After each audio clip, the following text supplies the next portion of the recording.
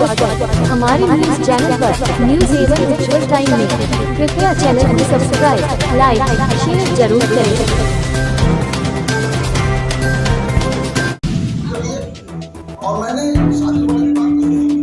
अबे भाई भैया, ये जल्दी भाई की आवाज नहीं सही आ रही है, कोई फायदा थोड़ी है। उनसे कहीं अपने वहां से चलवा दो, इससे पहले कि आपका कोई काम अच्छा ना हो। अरे बड़े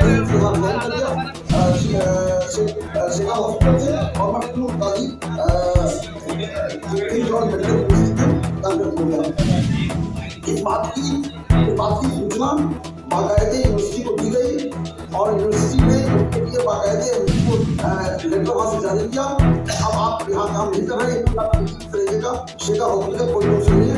वो चिट्ठी भी आपको मैं सर्कुलेट कर दूंगा, इसमें लिखा गया है कि आप कभी भविष्य में शेखर हॉस्पिटल में काम नहीं करेंगे। और मैंने 2002 के पहले प्रैक्टिस करता था, 2002 के बाद से मैंने कोई प्रैक्टिस नहीं की, कोई मरीज नहीं देखा, न मरीज देखने का मेरा कोई औचित्य है।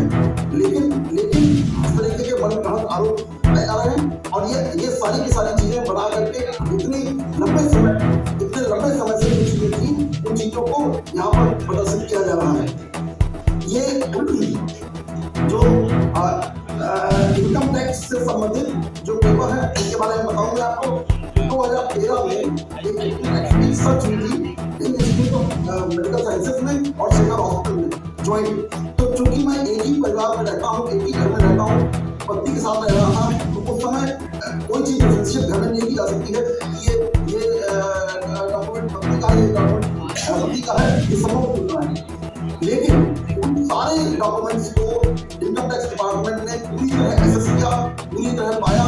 जो देखा जा रहा है कि 10 करोड़ रुपए मेरे अकाउंट में पाए गए, वो सारे के सारे इनकम टैक्स डिपार्टमेंट ने डिक्लेयर कर दिए थे ये मेरे पैसे नहीं है, ये सारे के सारे पैसे जो है शेखर हॉस्पिटल के हैं।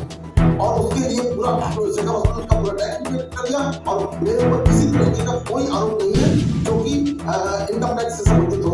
और जो उसमें कहानियां लिखी जा रही हैं उसके पहले की हैं, जब इनकम टैक्स डिपार्टमेंट के ऑर्डर के पहले की।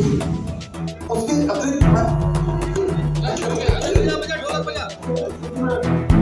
व्यापार में था तो मैं वो शेयर खरीदना या म्यूचुअल फंड खरीदना ये सभी लोग करते हैं और ये किसी भी नियमावली के बंद नहीं है।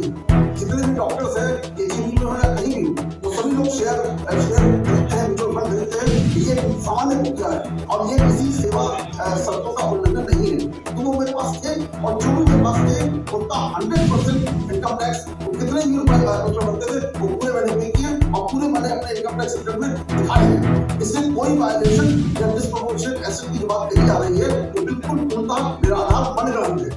क्योंकि अगर मैंने कोई पैसा कमाया उसका इनकम टैक्स किया तो डिस्प्रोपोर्शनेट कहां से मिलेगा? वो तो जो आमदनी मेरी है वही आमदनी में दिखा रहा हूँ, इनकम टैक्स रिटर्न दिखा रहा हूँ। तो ये बिल्कुल गलत है। उसके साथ ही साथ मेरे पास किंग मेडिकल यूनिवर्सिटी में जहाँ मैं head of department of oncology था, मेरे पास किसी तरीके का कोई फाइनेंशियल पावर नहीं है जिससे मैं पैसे खर्च कर सकूं, आमदनी कर सकूं। जब पावर ही नहीं है तो मैं कहां से